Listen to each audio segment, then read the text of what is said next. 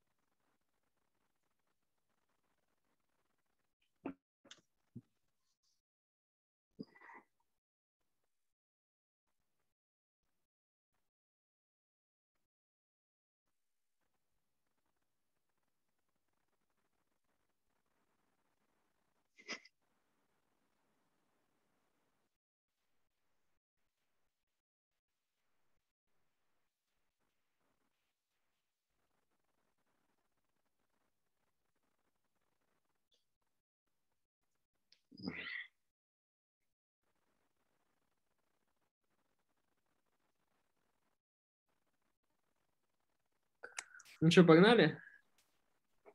Давай еще минуту подождем. Может, кто-то еще дойдет. Из того, что я помню, по-моему, несколько человек писали, что хочется в среду. Вот. Да, ну и не нужно.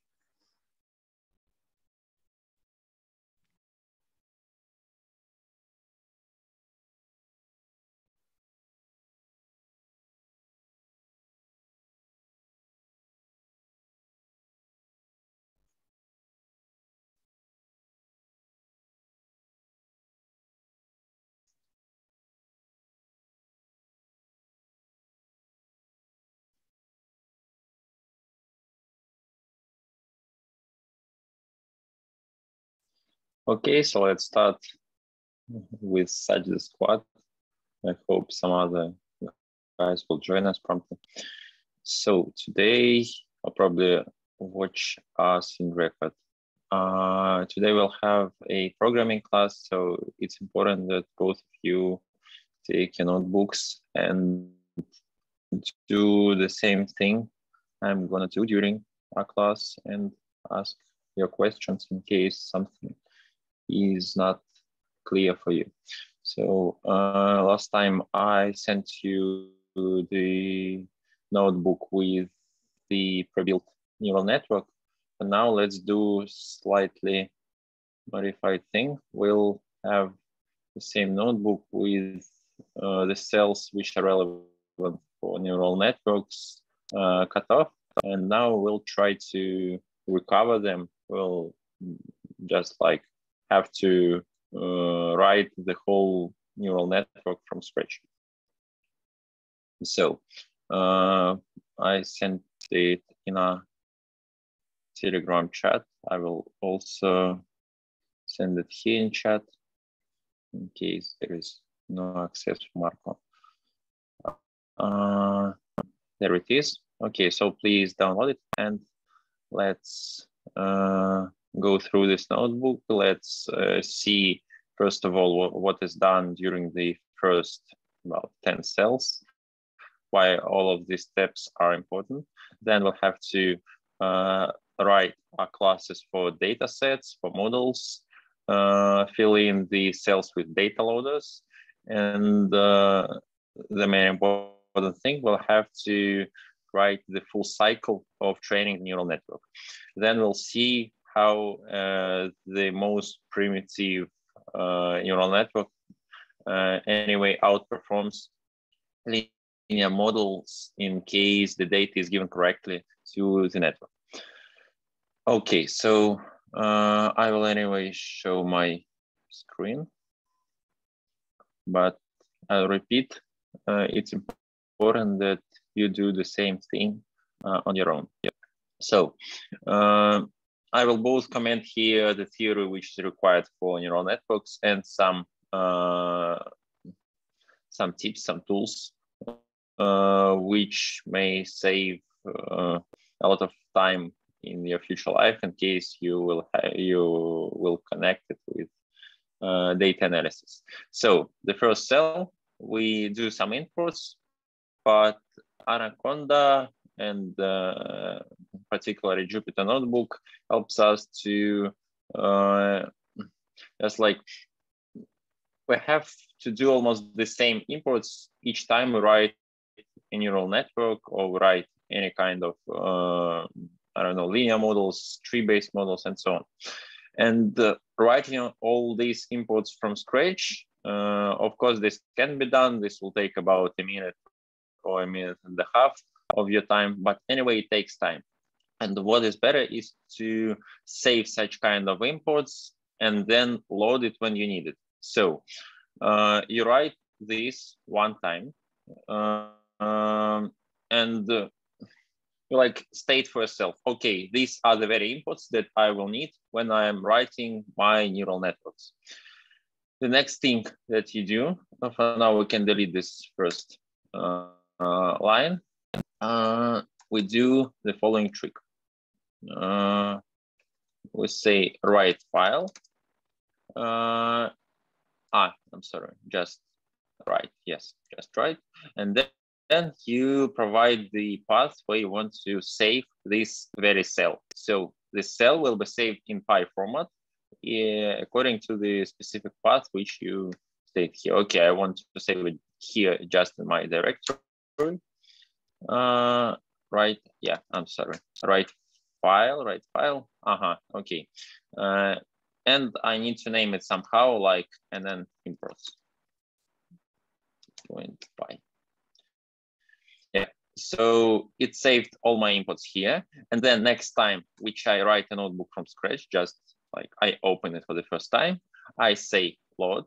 It's important that when we do write file, we have two the symbols. Don't know how to pronounce this in English, probably like percents, yeah. And when I need to load, only one is important, load, and then I provide the path according to which I want to load the content of the cell. I do it once, and here it is.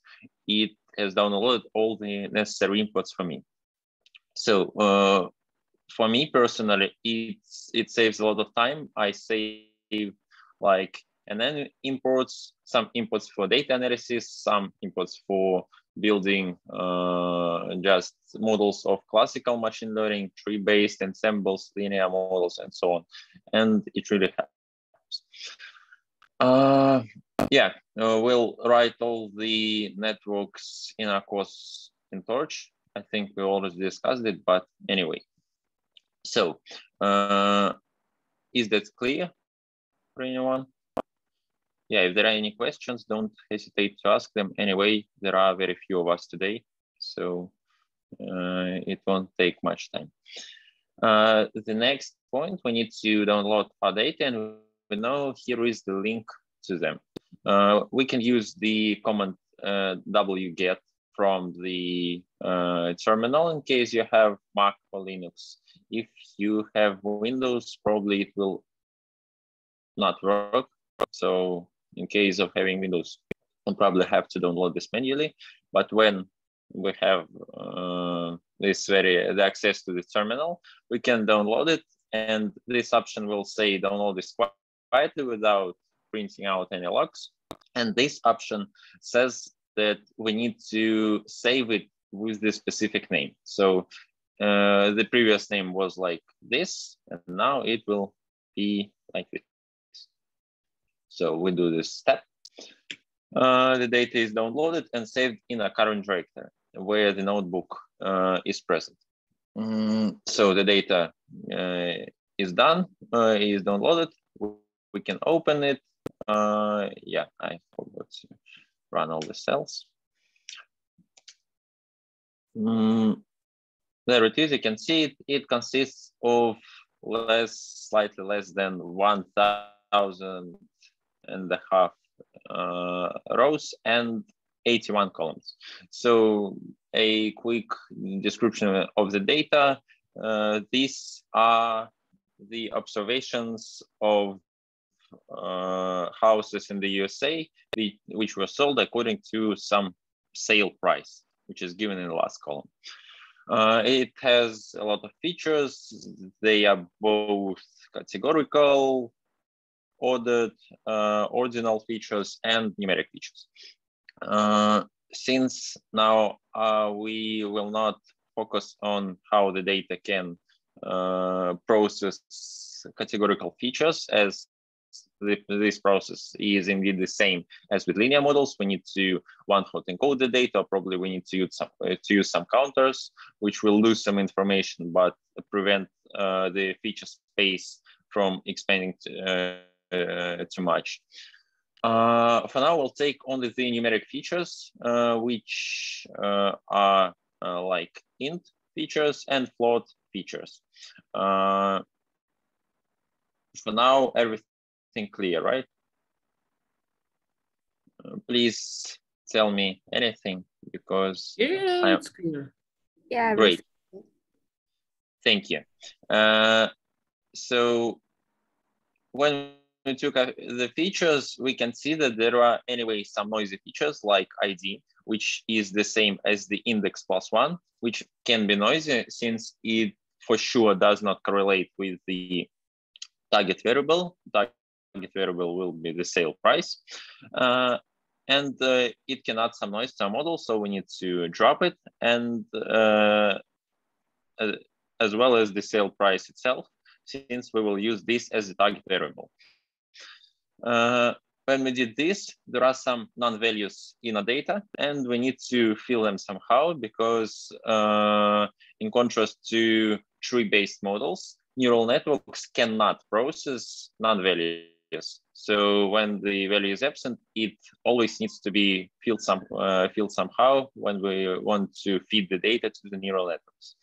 So we will fill the data according to the mean value of each column.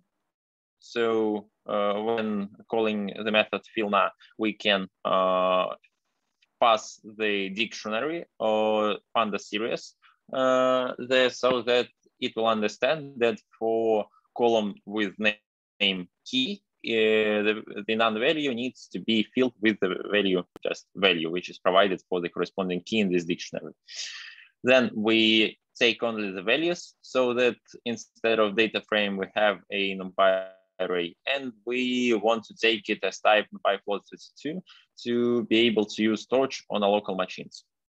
The same procedure is done for target variable. So we have our features matrix X, our target variable vector Y. And the next point, we will split our data into the train and test sets. We'll take 20% for test set, and we fix the random state so that when you run the cell, the results are reproducible, so that you will obtain the same results that we will have now. The next very important step before feeding the data into neural networks is scaling the data. Later on our class today, you will see how much the scaling influences the performance of neural networks. But for now, please tell me whether this was told during the first 2 weeks of the course you listened on Coursera or not?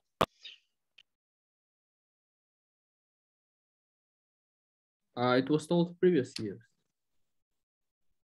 Okay. So you know that the data needs to be scaled. Yeah, we know standard And scalar, you know, we know fill NA and so. Great. Yeah. Scaling is the last part corresponding to preprocessing the data. Then we'll start building the network. So yeah, okay. So for now, let's just leave it as it is. We have to scale both the features vector and target variable.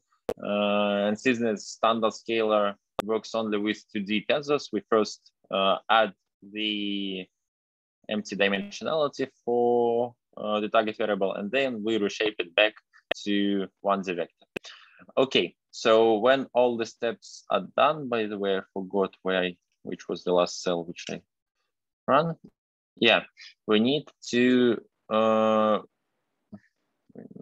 need to. Okay, we move on to the part of building neural network, and here we write some constants. For now, let's leave them, and as we'll start building the network, we will comprehend what each of them means and why each of them matters. So the first part is okay, just the last cell corresponding to preprocessing. We will also split our data into the train and validation sets so that we will be able to write, we'll be able to find the optimal hyperparameters and do the early stopping. Again, about this slightly later, using the validation data. And for 90 or 95% of neural networks, except for cases when you deal with active learning, it is very important to have a validation set, because otherwise, sometimes the neural networks just do not train and you cannot see that, you cannot debug it. So we split the data, and yes, we move on to the class data set. So when dealing with Torch, the process looks like this. Before feeding the data into our network, we need to, first of all, create our personal class myDataset, which will be inherited from the Torch class. You can see the input here, Torch utils data dataset. And the one which we write here, it must be the child class of this very dataset. So what is the goal of this class? It needs to have two methods implemented for it so that we can pass it to the next step. The first, it needs to have the attribute length so that, okay, not. Okay, let me first describe the whole process, and probably it will be easier to understand the purpose of this. So we write the class dataset, which just stores our data, and it has two methods: method length and method get item, which need to be implemented to be able to select each instance according to its ID. When we have such kind of class, we pass it here for the data loader. And so on each step, when we want to take a batch of observations, what Torch will do, it will have some, okay, so we want to take a batch of observations. What Torch does, it first of all calculates the length of our data set according to this very method, which we will need to implement. And then here, when we will pass our data set, we'll also pass the argument batch size, which corresponds to the number of observations that we need to take on each step. So each time it selects this very batch with the corresponding batch size. It selects some IDs from the range from nil to the length of the data set. And then each element is selecting using the method getItem, which we'll also need to implement here. So well, I think that's all. So there it is.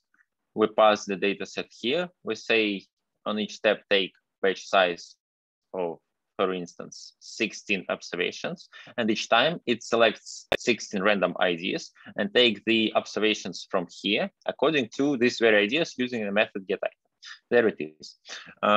One important process of taking the data, selecting the data for neural networks, I just don't know whether you know it or not, so it needs to be said. So the process of training the model, and it corresponds to every model which is trained using the gradient descent, like linear regression and logistic regression, and so on.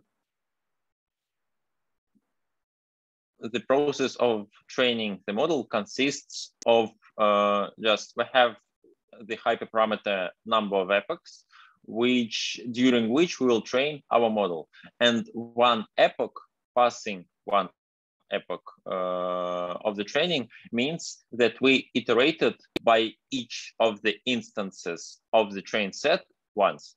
So on each epoch, we need to iterate over each example of each instance of training set only once to make the influence of the training influences just equal, because if each time we take the examples only randomly, probably some instances will be attended to too much and some of them will not be attended at all. So each of them on each epoch must be passed exactly once for the model.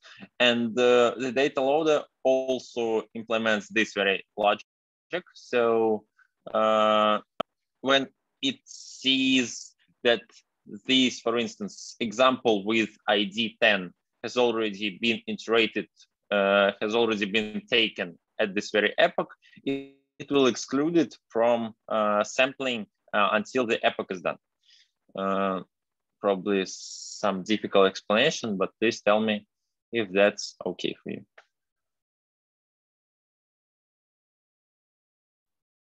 It's okay. Great. I hope that's for everyone. I'm sorry, I'll leave you for 1 second and I'll be back.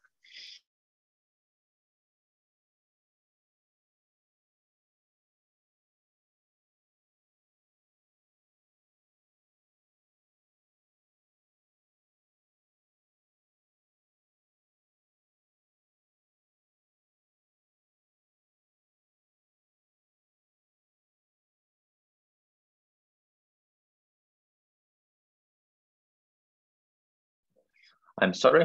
Okay, so let's see how this works, and probably it will be easier to understand this. So my dataset class needs to have totally 3 methods implemented. First, it's the Init method. You have already seen how this works in practice, right? And what is the Init method for? Well, I just don't know the level of your preparation. So for me, it's important that each of these steps is easy for you. What this means? No one knows, or everyone knows? Everyone knows. Okay, so we'll here the init method we can write as we want, but anyway, it needs to store some data. So which argument we pass here depend on how we want to initialize it. For instance, here we have the matrix, the features matrix X train, there it is, and the target variable vector Y train. So we say we need these 2 arguments to have it initialized. So first of all, since this is the child class, which was inherited from this one, we need to initialize the parent class, and it is done using this. So this command means to take the parent class and initialize it. Then we can move on to the initialization of our personal class. Okay, instead of having like xtrain, we can write it here shorter, because it can be, generally it cannot be even xtrain and ytrain. Yeah, I'm sorry, because for evaluation data we'll also have to store it with these names. So let's write it the shortest way. There it is. So the next method is the method length. And here I also need to wonder if, you know, for instance, when we take, okay, this length of our numpy array and gives us some number, how does this command work in Python? Does anyone know? Or for instance, when we do this, how does this work? What happens in Python? Блин. Но I can assume, что там у каждого элемента лежит этот указатель на следующий. В нормальных языках так обычно делают. Okay, but when we call some in Python functions like len or some other functions like this, when we want to iterate over our personal structure, okay, I will deem for now that this is not easy for anyone, so I'll explain. Overloading, so or what you... I mean the just the inbuilt Python functions, when we call them, what happens with a structure? Or for instance, when we take this, when we have these square brackets here, what happens, just which method or which function is called in Python? Ну, там нижнее подчеркивание, len, нижнее подчеркивание. Там же у каждого класса. Yeah, this was what I was looking for. Great. So all the inbuilt functions, all the inbuilt methods, they call some kind of methods. Some kind of methods of our structures. For instance, taking these square brackets and writing the element here corresponds to taking the method, to calling the method getItem. And the function len corresponds to taking the method len of our personal structure. So let's do it like this. Since the length of our data set or our data will not change, but the method len will be called a lot of times, we can do it like this. So we can, of course, return like len, or for instance, of our target variable or our feature matrix. But if we do it like this, each time len is called, we need to call the len of this, and it will probably take some time. Of course, not too much because this works fast, but anyway. So the best method of implementing this is like storing this like an attribute somewhere when we, during the initialization, like self len equals to length of y. And then when we call this method, we just return the self len. So we calculated length once, and it will not be calculated anymore. We will only return the corresponding attributes here. And the last and the most important method is getItem, which corresponds to like taking the square brackets and selecting the item.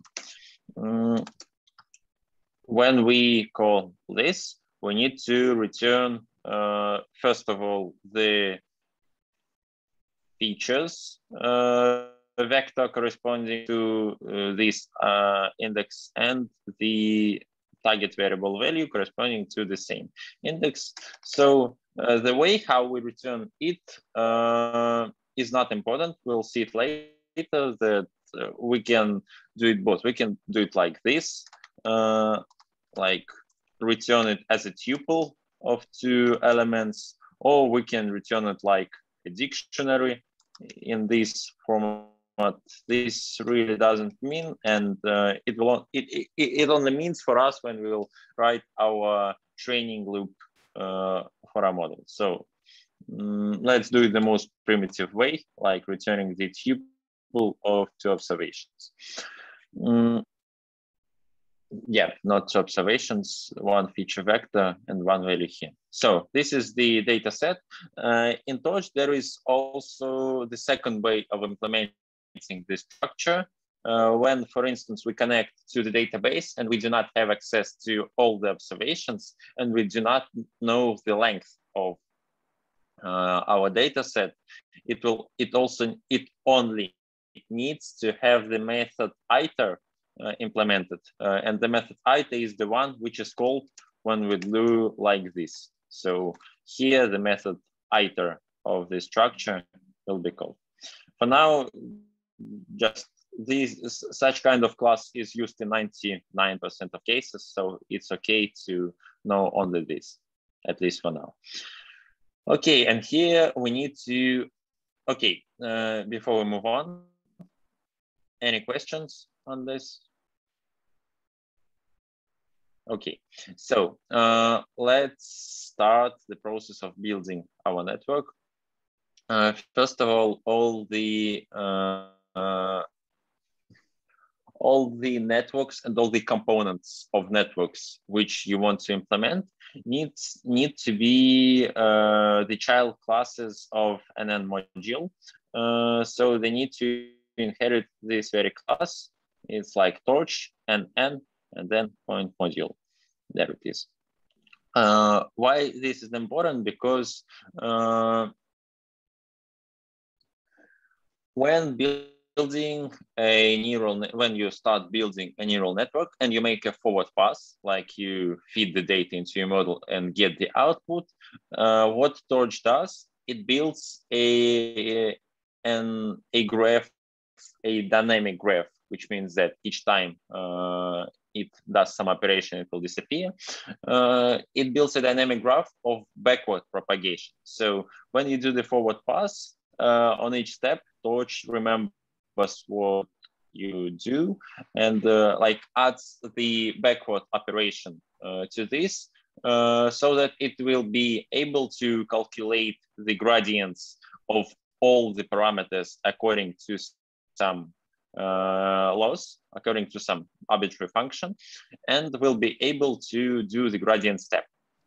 So for each structure, it needs to have the method backward implemented. And well, of course, you can implement this method yourself each time, but I guess that's easy for anyone, that implementing the backward pass for each structure will take a lot of time. And instead of doing this manually, we can let Torch do this. And the only things which we will need to implement when inheriting from this very class is the method init, so that Torch knows, okay, for initialization, and we need to have the method forward implemented, which is responsible for making like the forward pass or using the data. So what do we need to have as the output when we pass some kind of data to our model? So let's move up to this. The first we need to init, and the parameters that need to be initialized again depend on what we want to have here. For now, we will build one layer neural network, the most primitive one, the most simple. So the only hyperparameter which we will need will be the hidden size size, I guess. So that the only thing which can be just changed in our personal model is the number of hidden units after the first layer. No, of course, I am mistaken here. First of all, we do not know the input dimensionality of the data generally. For instance, we don't know for now what is the dimensionality of X train. So the first will be the in features. How much do we need to just to know the dimensionality of the first linear transformation?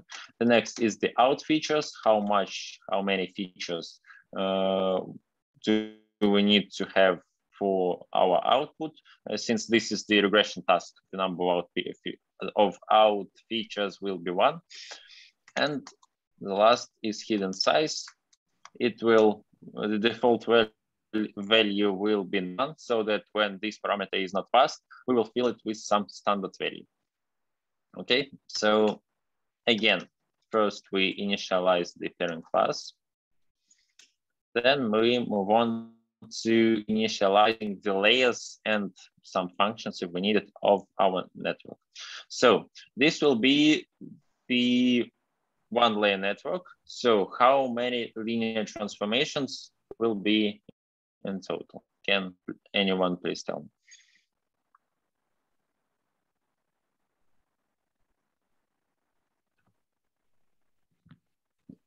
I do not have any image, but probably just, I don't get whether this is too easy for you and no one replies. Probably this is too difficult and no one replies. But what's the structure of the neural network? One layer neural network. One layer. How many neurons? It depends on our parameter hidden size. Just this is what we want to implement. This will be a one layer network. Like this is the feature vector. This is the hidden vector, which is just with the hidden size. And this is the output.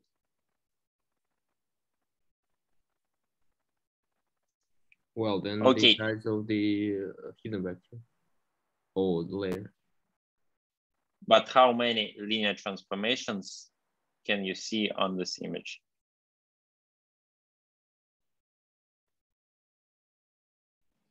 Okay, so when we, Два?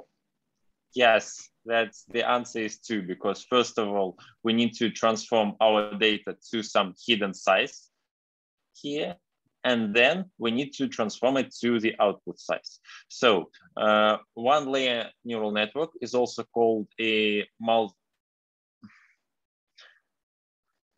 multi-perceptron. Multi-perceptron, yes, thank you. So what does it consist of? We have the first linear transformation, then we have some kind of activation function so that our model will not be linear. And the results of this hidden vector, which is just obtained after the first linear transformation and the activation function, is fed to the next linear transformation, which results in some kind of output f of x. So we need to have two layers, two linear transformations. The first one, let's call it like this, lin 1. And this will be, we need to transform our data from this dimension to hidden size dimension. Yeah, we have not set the hidden size dimension. Let's do it like this. If hidden size is not provided, which means that if hidden size is none, we will fill it with some kind of conventional value. And the conventional value for hidden size is as follows. Totally, we need to transform our data from this dimension to this dimension, right? So what is the best value for the intermediate dimension? I will deepen into it. It's the square root of the sum of input features and output features. So this will lie in between these two values. So if we have not tried the hidden size, it equals to the square root of in features plus out features. In our case, the in features, if I'm not mistaken, equals 36, and the output features equals 1. So the square root of the sum will be 6. Yeah, because we need, we of course need to take the integer of this, because the hidden size must be an integer. Okay, so the first linear transformation will transform our data from in features dimension to hidden size dimension. The second linear transformation will transform the data from hidden size to out feature size, right? And what we also need to have is the activation function. For now, we'll use the most primitive one, relu, and it looks like this. We need to initialize it. Don't forget to do this, because if you set it like this, it will result in an error when doing the forward pass, because this is also a module and it also needs to have the backward method implemented for it. When we do it like this, it will be implemented. Okay, so any questions on this? Okay, I hope not. Now the forward pass of a model. What does it need to have? It needs to have only the features matrix, so that for these features matrix, for each observation of this matrix, it will transform it from in features size to out features size. How does the process of forward pass look like? We need to first transform it using the first linear transformation, then transform it using the activation function, and then transform it using the, okay, let's, instead of capital, use the lower values. This will be easier for us. And then we need to transform it with the second linear transformation and return. So you see how this looks like. Okay, so one layer network, but one layer network requires 6 lines of code totally, right? Okay, that's all right for such a small network, but let's imagine that we have 5 layers or probably 10 layers, and each time we write the forward pass for such a network, I need to write a lot of lines here, and probably it will not be easy to understand what is the order of the steps. So in Torch, there is a very convenient method of implementing such kind of sequential models. Why sequential? Because each of the operations here is done sequentially, right? So what we can do is, instead of writing all this like lin1, lin2, relu, we can write it as a sequential using some kind of, I don't know. Okay, let's do it like sequential, and we'll use the class and then sequential. What does it have as the arguments? It needs to have the all our transformations which are like given in the corresponding order. So what's the order? First is the linear transformation like this, then relu, then the second linear transformation, right? So we have this sequential, and when doing the forward pass, instead of just passing the x for our new transformation, we can do it like x equals to sequential of x, or probably even faster like this. This is really important because a lot of networks are written using this very construction, and I hope it's easy for you. But if there are any questions, please don't hesitate to ask.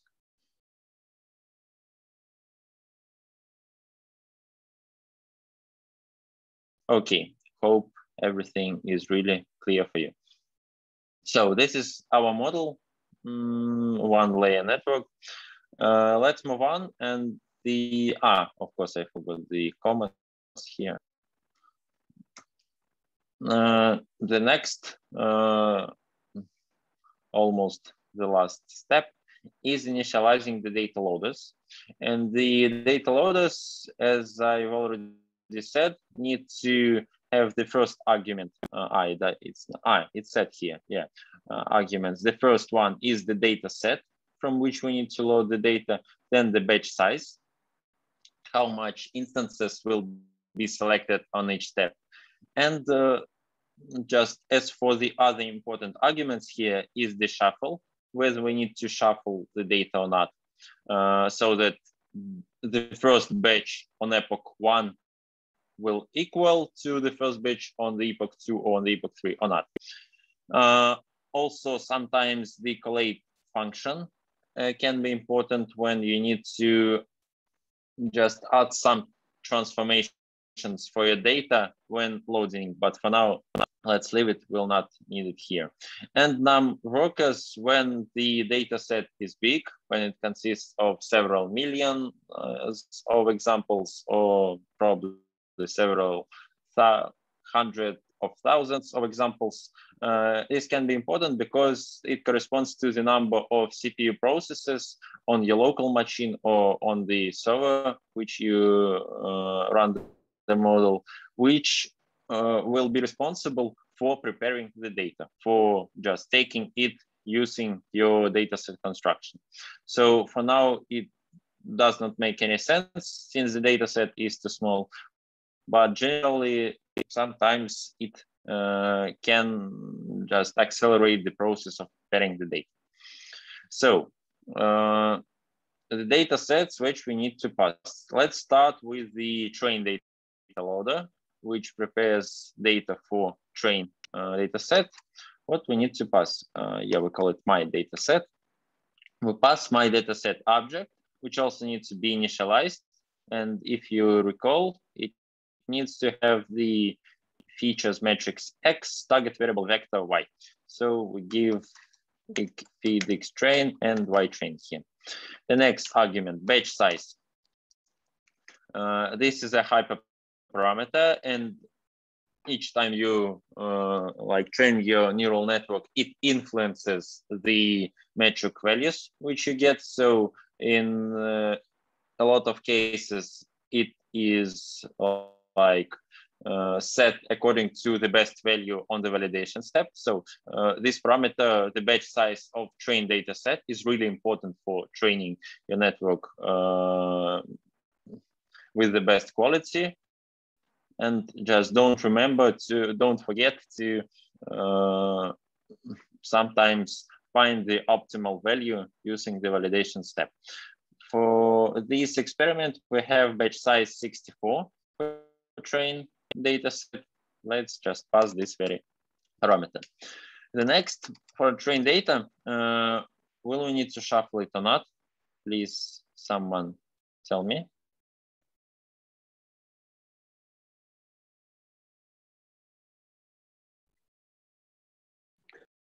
But what is our data set?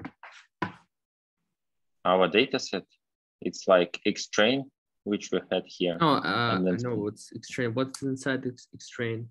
Because if we have, for example, time series data, we can't shuffle it. It depends on which model we use. For our time series, well, if we use like gradient descent method or gradient boosting methods, it's all right to shuffle it. But here it's the data of houses of the USA, no time series dependency. Okay, now we can shuffle it. Okay, and if we want shuffle, can you just tell us the drawbacks which we'll have? Without shuffling? Yeah. well, we can maybe overfit. Okay, we will not overfit, but on each step we'll have absolutely the same batches. And instead of just shuffling these examples and each time we pass a new batch, instead of having just different gradients, we'll have not different gradients, different batch of observations. Each time, just on each epoch, the batches will be the same, which will cause to the opposite effect. We'll have the underfitting of our model because just the data is not shuffled, and it probably will be insufficient for a model to catch up the dependency inside the data. So for trained data set, it's very important to shuffle the data. And if this is the time series, well, if we use a neural network for it, we can prepare it like having the, okay, about time series, if you would like to, for me to explain this, let's leave it for the rest of the seminar, because I'm afraid it may take some time for me to explain. So, to interrupt, can I ask a question about batch size? Like, is there any cases when it's like better to use smaller batch size or larger ones? Like, are there any actually conventional rules for that? Or should we just choose a random at validation step? Thank you. That's really a good question. So some conventional values for batch size.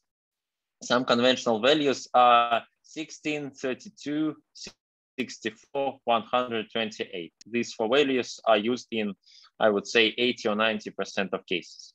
How to select this very value?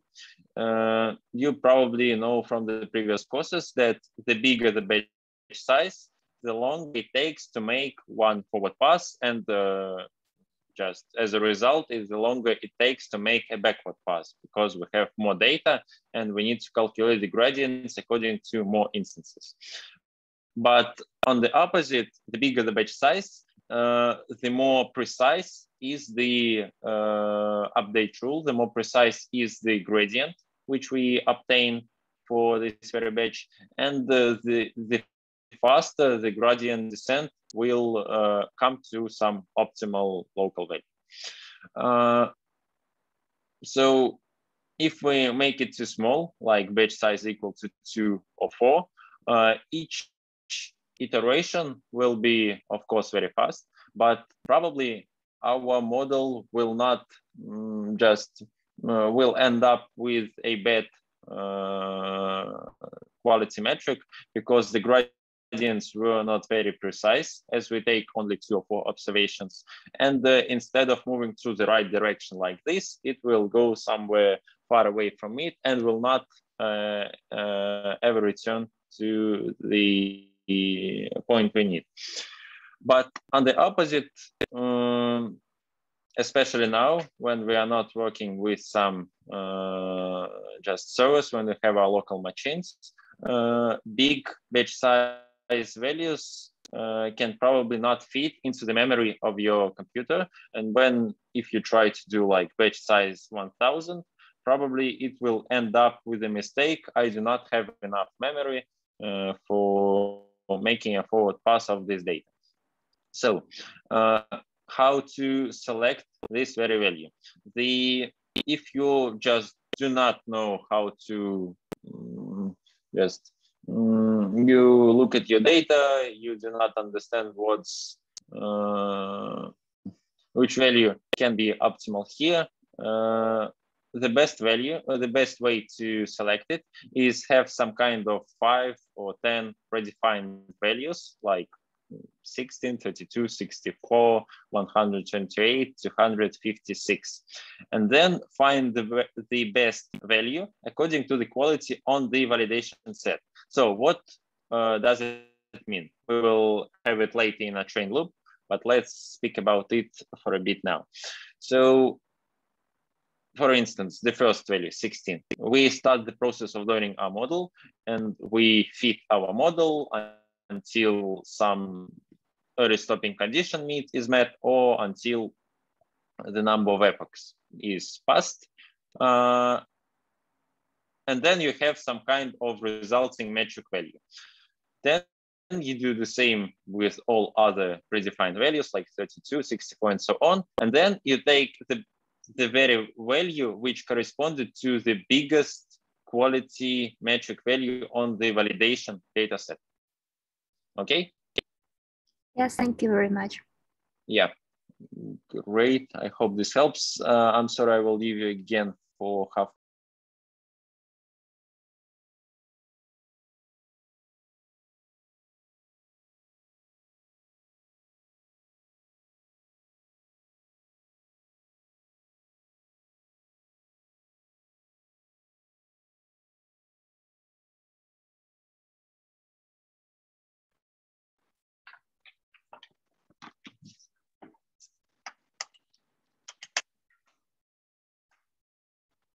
Okay, so the train data loader is ready. Now let's move on to the validation test data loaders. To be honest, they will not differ from each other, except for the data they will store. Here we need to store the validation data, and here we need to store the test data. And as we write this, please answer me 2 questions. First of all, will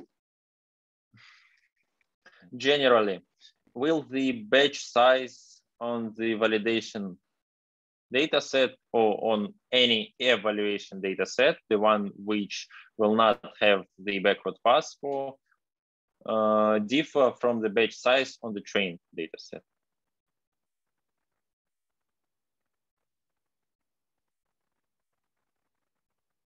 Okay, by using will it differ, I mean, will we have some kind of benefits if we change it from the value which we had here?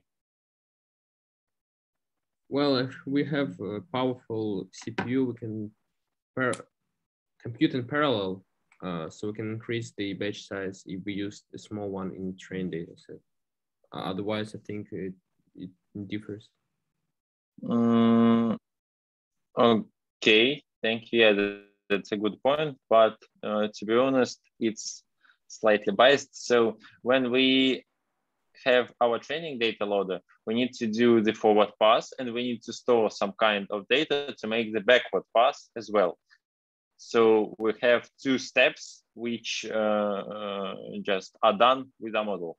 And when we have the evaluation data set, there is no need to store the gradients, and there is no need to, since there is no way, there is no need to make the backward pass, right? So we can almost all the time increase the batch size, because we will not need to store the gradients.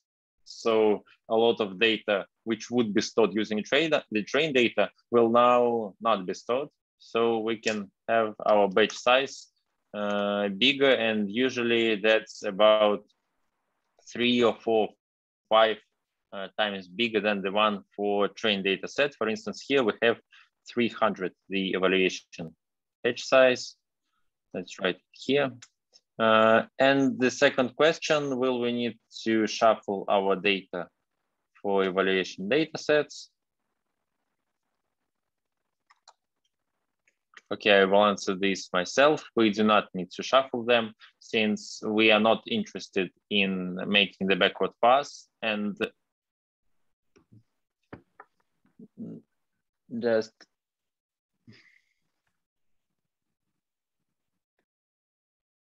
the value which we get just for our loss function or for any metrics which we get for evaluation data sets, it will not depend on the batch size. It will not depend on the order in which we give the evaluation instances to it.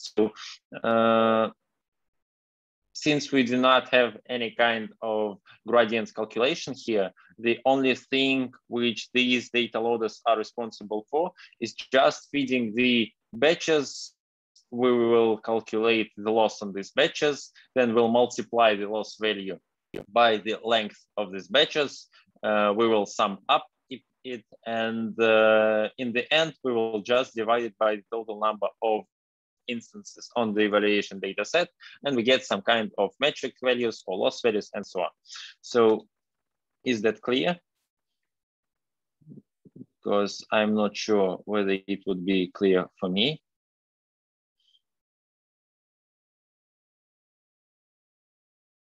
Don't be so silent, please. Okay, I hope think it's clear. That's, thank you. So the last thing which we do here is we pass all our data loaders into the dictionary. It has 3 keys: train, val, test, and it has the corresponding data loaders as the values. We will now see why these can also help us in when writing our personal train loop.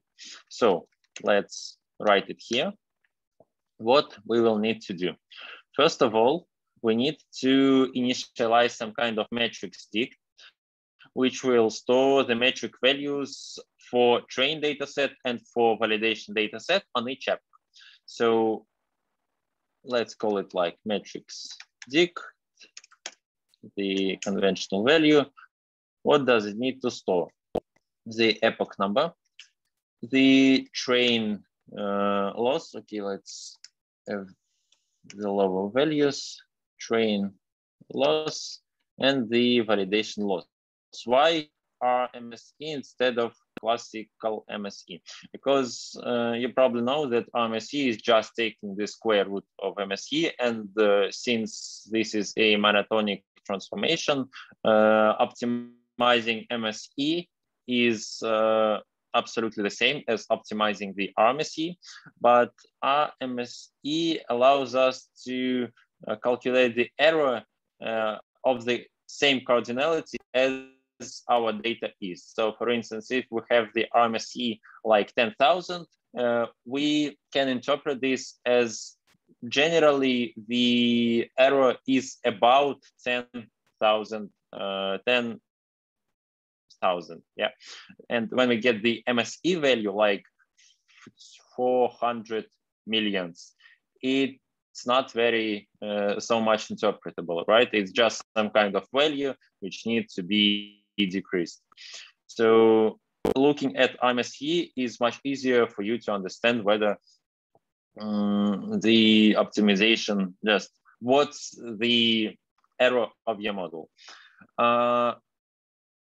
Again, as we have the regression task, calculating the RMSE is usually sufficient for us to see how the training process goes on. Probably in some cases we can also add like train, but it will be here. The mean absolute mistake, because just looking at this value, we can see how much on average the predicted value differs from the true value, but for now we'll not need it. So the dictionary is initialized, and now we can write the cycle itself. So for epoch in range, num epochs. Num epochs is again the hyperparameter. It is set here. I think about 10 values, 10 epochs are used. To make it faster, let's make it 5 so that it will be even faster. For each epoch, what do we need to do? We need to make a, we need to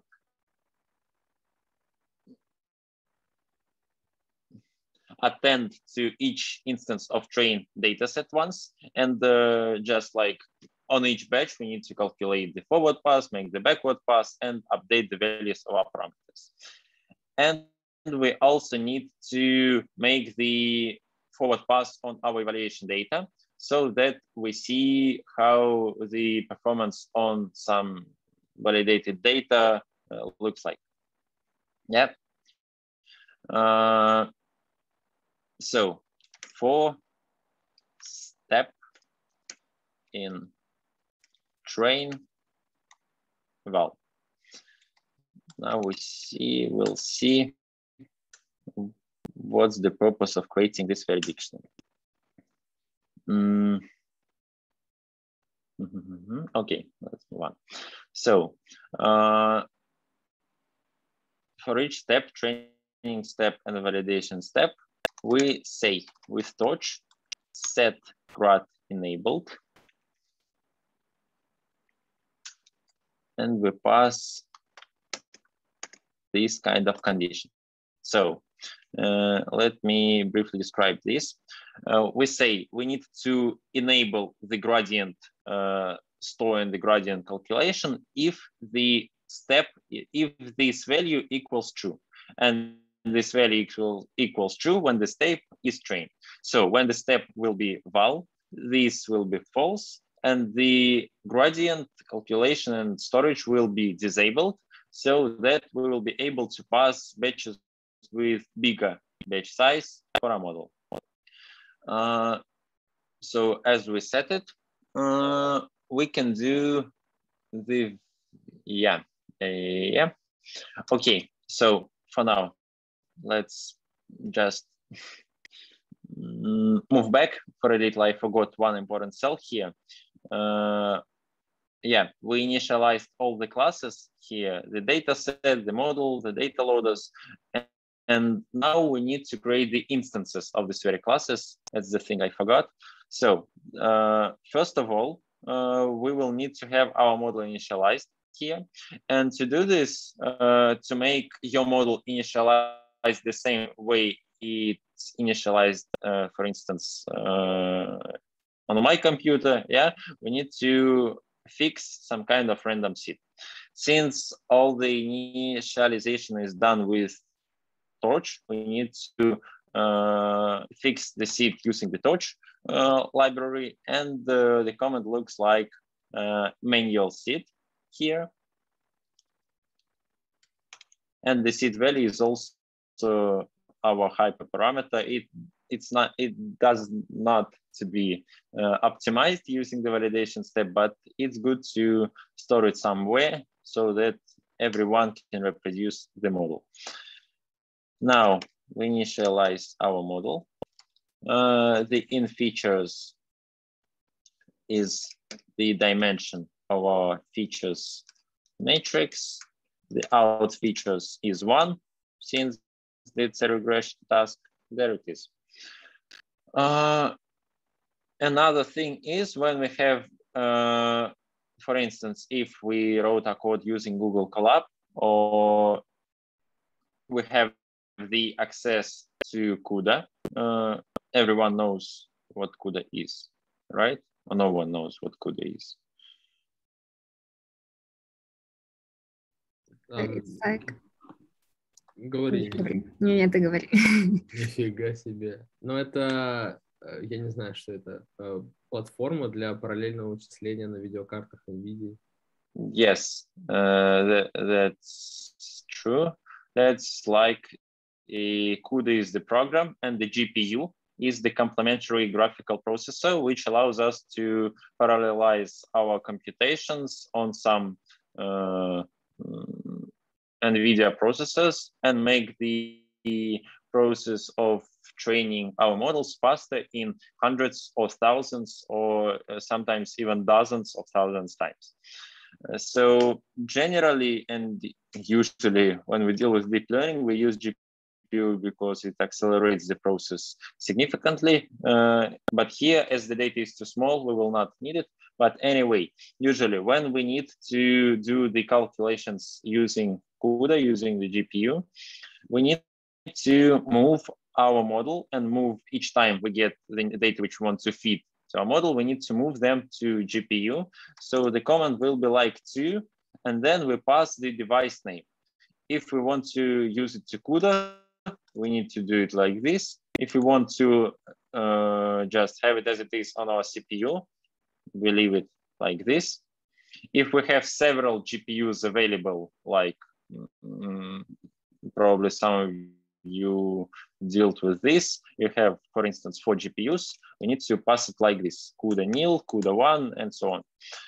Here we also have the hyper, just the constant device for now, for just I set it to CPU, but probably if you have the access to CUDA, you can have it as this. So the model is passed to the corresponding device where the calculations will be done. Now we need to initialize 3 more variables. Generally 2, but the third usually helps us to get the best value. Let's see what it is. First of all, is the loss function, which will just according to which we will need to calculate the gradients. This can be either your arbitrary function, you can write it and pass it here, or it can be some kind of predefined function or class function predefined in Torch, like MSE loss, as we have discussed. The optimization of MSE equals to optimization of RMSE, so there is no difference between which one we choose. The second one is optimizer, and this is probably new to the majority of you. The optimizer is that very structure that implements the logic of gradient descent, like according to which rule we need to update our parameters. Last time we saw that updating rule for stochastic gradient descent and for Adam or RMS prop differ from each other, and the optimizer needs to just have this logic of updating rule of our parameters. As we have discussed, the best one is Torch Optim. The best one is Adam optimizer, and the Adam V optimizer, we will speak about it probably later. It does not significantly differ from Adam. The only difference, which just to comprehend this intuitively, is that instead, apart from making the same as Adam does, it also has the L2 regularization when you add the norm values of your parameters. It's done using the weight decay parameter. Generally, weight decay differs from L2, just slightly differs. But the idea of it is totally the same, like L2 regularization, adding the norm value of your parameters to the update rule. So which parameters do we need to pass to the optimizer? First of all, the parameters which it will optimize. We can do it using model parameters in Torch. Let's see what this comment returns. Yeah, I still have not initialized this one. Model parameters is the generator object, which returns our parameters as the some kind of I think everyone knows what generator is. If we want to look at them, we can make the list of them and we see all the parameters. If we want just to see the names of the parameters as well, we can write it like named parameters and it will list the names of them together with their values. But for now, what's important is that it returns all the parameters of the model, so the optimizer will see them and will understand that all these parameters need to be updated each time the method step will be called. The next is the learning rate of our optimizer, and it's also predefined. We have LR constant. This one is a hyperparameter. It also needs to be tuned when you want to get the best quality of your model. It needs to be tuned according to the quality on the validation data set. And the last one is weight decay, the one which is responsible for L2 regularization. And this is also a hyperparameter, and weight decay is also predefined. So here is how optimizer looks like. And the last class, which sometimes may not be important, but generally it increases the performance, is the learning rate scheduler. So you probably probably know that the best way to train your model is to have the learning rate decreased as we while training, we always decrease our learning rate, or not always decrease. Okay, so when as we are moving closer to the optimal point, we need to decrease the learning rate so that we will prevent from these big fluctuations of the metric value during near this optimal value. Yeah, so the learning rate decrease is used using the scheduler. Let me show how this looks like. All the schedulers, there are a lot of them. There are a lot of papers on these schedulers, how to do it the best way, which one is generally the best. It's stored in here in this module. The best one, I can say, which is used in the majority of cases, is the first of all linear scheduler with warm up, and it looks like this triangular. So first of all, we have very small value. We gradually increase its value during the first 10% of epochs, and during the last 90% of epochs, we gradually decrease our learning rate using the using the linear schedule. Yeah. This one is usually exploited in NLP and in CV, and in classical machine learning, like we use here, or we have here when we deal with table data, is the exponential learning rate. So on each time we call schedule a step, the learning rate will be multiplied by some constant. So like if we have the same value as it was here, yeah, after 100 steps, 5 epochs, about 20 batches on each epoch of train, right? Because totally 1,400, wait, was examples. So in train, we have about 1,100 examples. So after 100 steps, we'll have about learning rate. This is the initial value. The resulting will be, I don't know, about just 1e like this will be the resulting value. And for here, for this very task, that's okay. So which parameters do we need to pass? First of all, it's the optimizer for which the learning rate will be updated.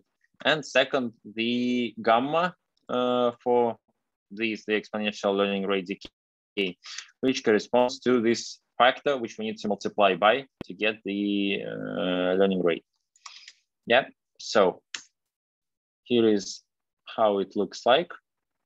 Yes, for now, everything is initialized, and we can move on to the training loop. So as we've done this, what do we need to have? We need to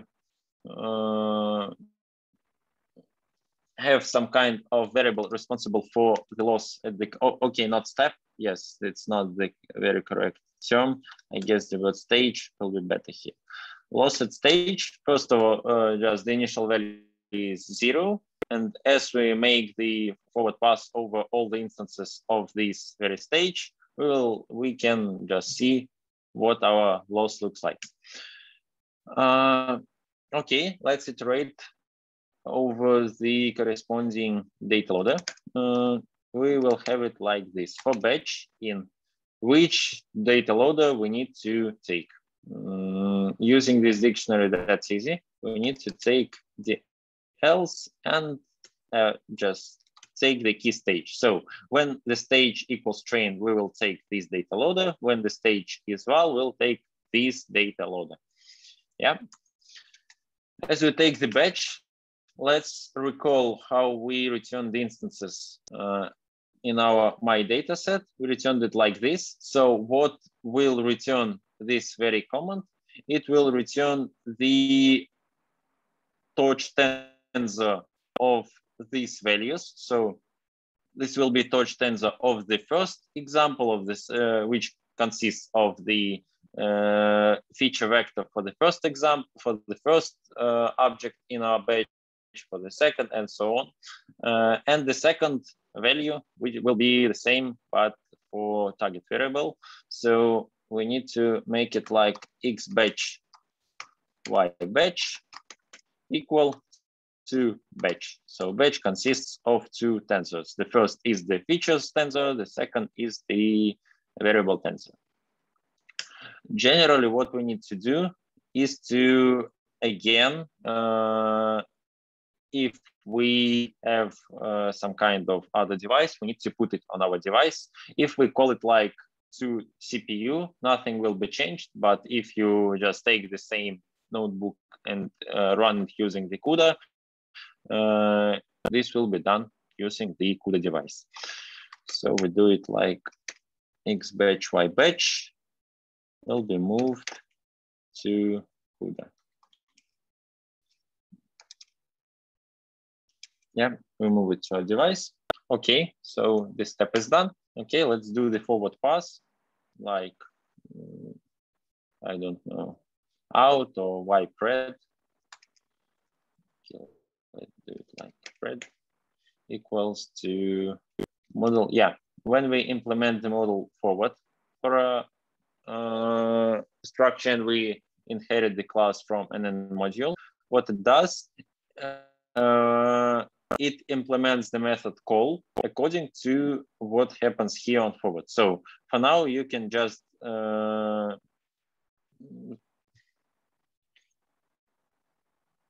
you can now believe that when the same method as forward is implementing using the method call, so doing like this will be the same as doing this. Yeah, when we inherit from an N module, only in this case. Where it is? Yeah, there it is. So we make the forward pass, we get the predictions. What we need to do next, we need to calculate the loss value. And what is important here is that when you use any just predefined torch functions, the first argument is always your predictions, and the second is the true values. If you do it vice versa, the gradients will not be calculated because it will try to calculate the gradients for the first argument, which will be a constant. Yeah, so we have it like this. We calculate the loss, and next we need to have just some kind of condition. Which one? If the stage equals train, so that we want to calculate the gradients for parameters, we need to make the backward pass. Let's do these very things. We need to, first of all, make the backward pass. During the backward pass, the gradients will be only calculated. So we will calculate the gradient for each parameter which influence this very tensor, this very loss. Then we need to update the parameter values. It's done using the optimizer step. We update our parameter values. The next thing, which is very often forgotten, is the optimizer zero grad. What is it used for? By default, torch accumulates the gradient values, and it does not, when we do this step, it does not delete the previous gradient values. So if we don't do this, the gradients will be on each step, they will be accumulated, and it will result first in the just bias gradients values. And first of all the gradients will be too big, and the update rule will very significantly change the parameter values. And just if you don't use this, the performance will be significantly lower. So don't forget to zero the gradients after the update step is done. Yeah. And the last thing which we need to do is to update the learning rate value using our scheduler, and also we have scheduler step here. So in case the stage is valid, just 12, the evaluation stage, we do not need to calculate the gradients, yeah, because the only purpose of validation step is to measure the performance of our model on some validated data. Okay, this is calculated. What is the last thing we need to do is we need to update this very value loss at stage, because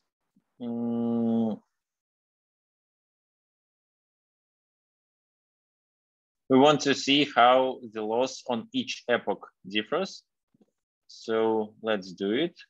But here is a trap which is sometimes forgotten about. Let's recall that we scaled our data. So if we calculate the loss as it is, just like add this very value to loss stage, okay, we'll have some kind of very small values because the data is scaled. And if previously we had some numbers like several hundred of thousands, now we have the scaling, we usually have them in the region of from -2 to 2. So of course the MSE and the RMSE values will be too low, and that's not that's not correct, because we will not see the true loss on the data. So let's calculate the loss according to the original values. It will be done like this. How to return to original values? Can anyone please recall me what is done during the scaling process using standard scaler? Yeah, standard scaler refers to standardization, and there is also the normalization. They differ from each other, but standardization is believed to be better. Does anyone recall what happens during this?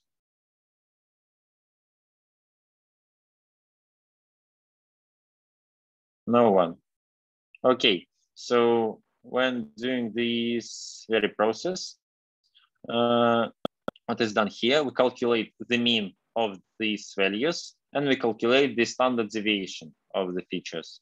What we do during transformation, we subtract the mean and divide by the standard deviation, so that the transformed data will have the mean value 0 and the standard deviation of 1. And the distribution of the values will very much recall the standard normal distribution. Is this clear? Yes. Great. Yeah. So how can we restore the original values? We need to, first of all, multiply by the standard deviation value, and then we need to add the mean back. So the standard deviation, by the way, the first scale was responsible for features data, and the second one was responsible for target variable value. So we need to take SS2.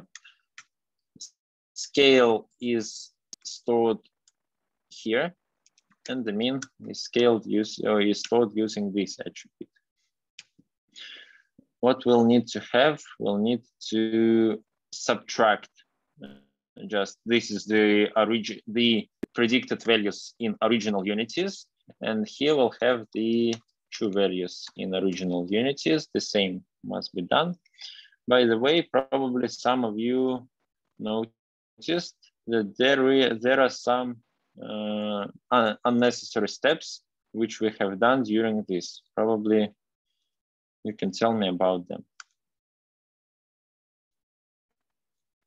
Nobody has found anything strange. Okay, I'll comment on this. So we multiply this by scale and add mean. And while subtracting, we will subtract this very mean. So this mean will be first added up, and then it will be subtracted. So we can just remove this very part, right? Because it does not influence anything, since we add mean for both of our variables. variables. So we can do it like this. And then you see we have just used SST dot inverse transform. Yeah, thank you. Probably this can also be used. Yeah, I forgot about this. But probably this will be even just requires smaller writing of code.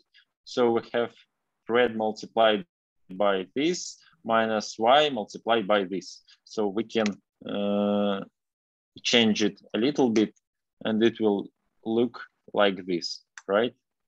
So just the difference of them multiplied by this very parameter and we get the same value. Okay, so as the MSE refers to taking the square difference of our predictions and the true values, let's square this. Then we need to calculate the mean of these very loss. So we do torch mean of this. And then we take the square root. I'm slightly mistaken here. And we get the RMSE values, the RMSE value for this very batch. Yes.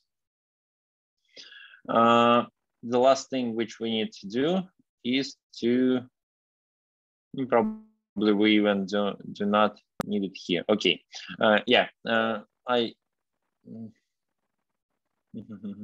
Okay, for now, let's just take only the MSE value here and we'll transform it to RMSE at the end of this very stage so that the calculations will be more stable slightly.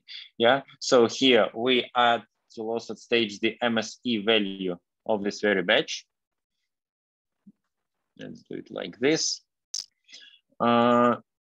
Yes, and we need to multiply as the loss, just when calling this very function, it takes the mean of our values. We need to multiply it back by the number of elements in our batch. So we have it like this. Okay, so this is done. Just I'm probably a bit too fast here. Is everything clear? Are there any questions? No, it's clear.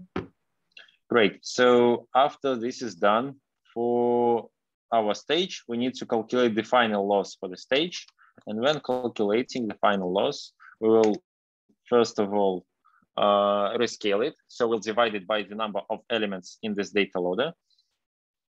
Like we need to take this to get the number of elements in this data loader. If we call length of this, it will return the number of batches which was stored in this data loader. And that's not correct. We need to just have the number of elements. To access this, we need to call the attribute data set, which stores this very data set, and calling the length method will return the number of elements in the data set. So the last thing is taking the square root so that we get the RMSE value. Let's add this very value to our metric. Yeah, of course, when initializing the dict, I forgot to initialize the keys, but forgot about the values. Each key will have the just the list for its values. Yeah, okay. So matrix dict, which key must store this very value? The key which corresponds to the stage which we're now on. So to get the corresponding key, we need to have the same expression, the following expression, stage RMSE. So when the value stage equals train, this will be train RMSE. When this is val, this will be val RMSE. Append loss at stage. And by the way, here we need to append the epoch number here, so that we'll see in which epoch we are now staying. So append epoch. Yeah. And at the end of each epoch, we need to print the last values, or probably all the values of our dict. Here, I'd like to show you a nice and pretty construction, which just will make it easier to debug and to watch the change of performance of your model. So we make the clear, we call the clear output function, which was imported from IPython display. And we make the argument weight equal to true, so that when it sees that we want to output something new. Sorry to interrupt, like we are kind of out of time, and I just wanted to ask, like, will we finish soon? Because I got to run like in a few minutes. Yes, I'm sorry, I forgot. Yeah, you can run. This. I thought we had some. Okay, thank you. Okay, let's do it like this. I will copy some cells from the original notebook so that we will briefly see some important moments here. And for those who want to listen, they will stay. If you need to go, just we'll have some kind of logic end here. So, okay, this will be, I will copy this, and I will copy several more cells.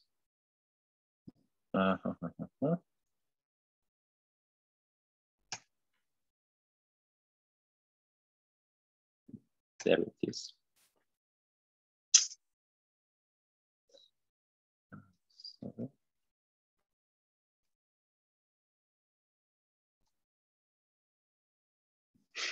Okay, fine. Let's leave it as it is.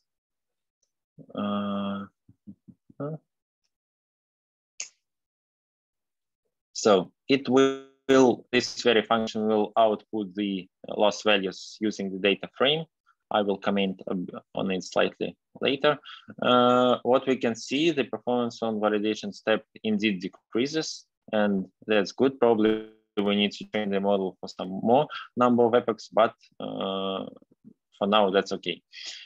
And let's calculate the value, the loss value on the test set, and compare it to the one which we would obtain using the test data.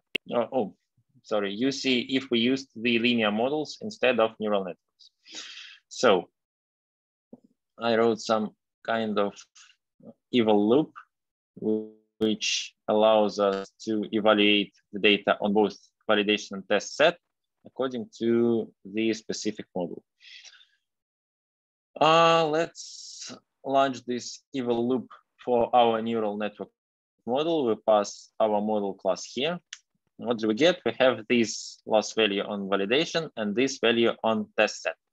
And now let's compare it to the values which we would obtain using the linear regression, the reach, and the lasso modification. So linear regression with L2 or L1 regularization.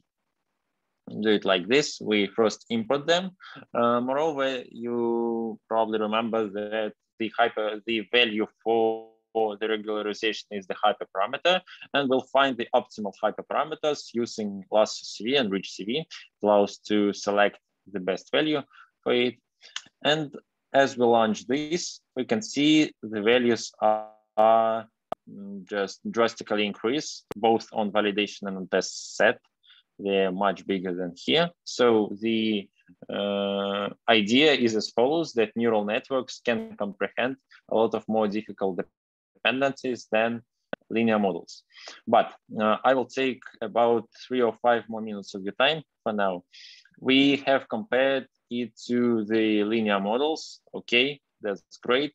But what if we would not do the standardization of our data? What if we passed the original values as they are?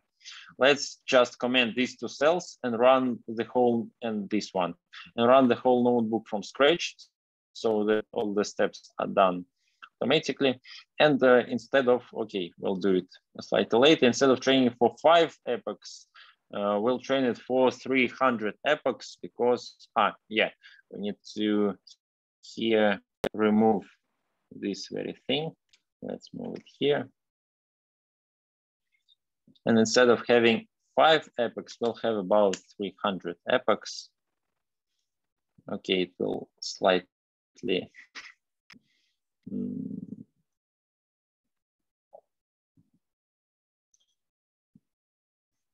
Yes, my notebook is not too powerful. So the idea is as follows.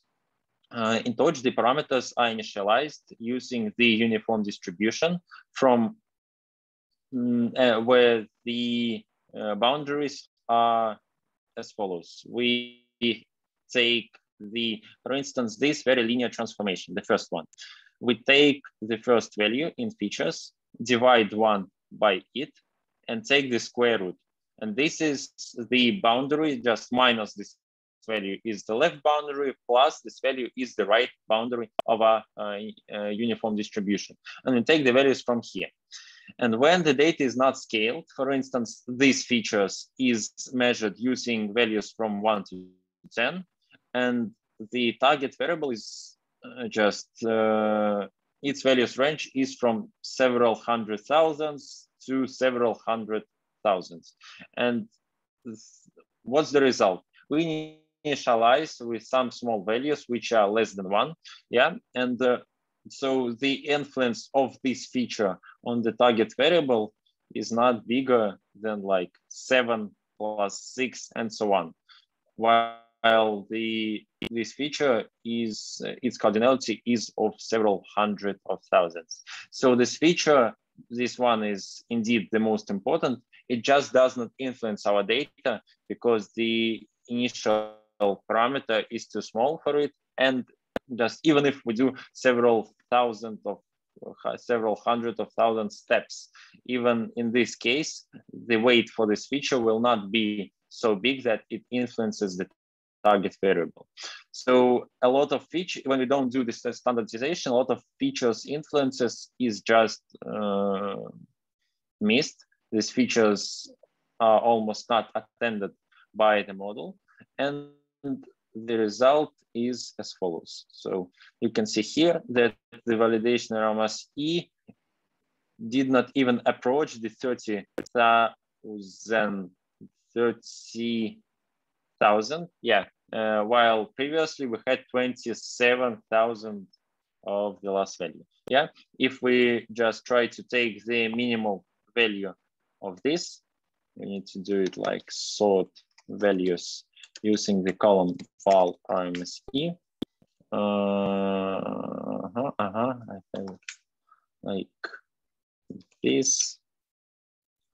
This is the logo value, and we see the error is increased according to the previous case, like on 35%, if I'm okay with maths.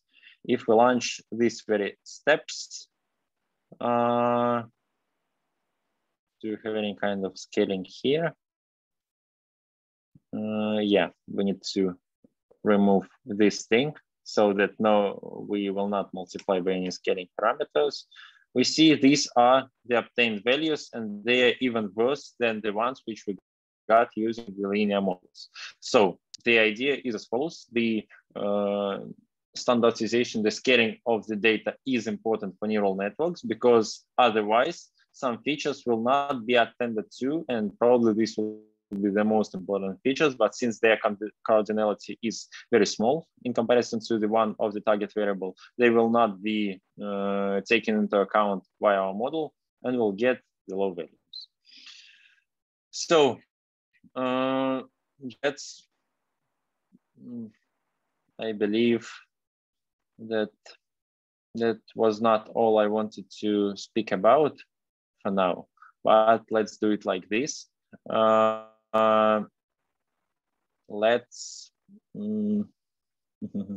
I don't know what's the best way, because I also wanted to speak about dropout and batch normalization today. Let's do it like this. And for all the guys who will listen to this in record, when we have our class on Saturday, I will, instead of writing all this from scratch, we'll look through the notebook which we had already written here, and we'll have some time to speak about batch norm and dropout. So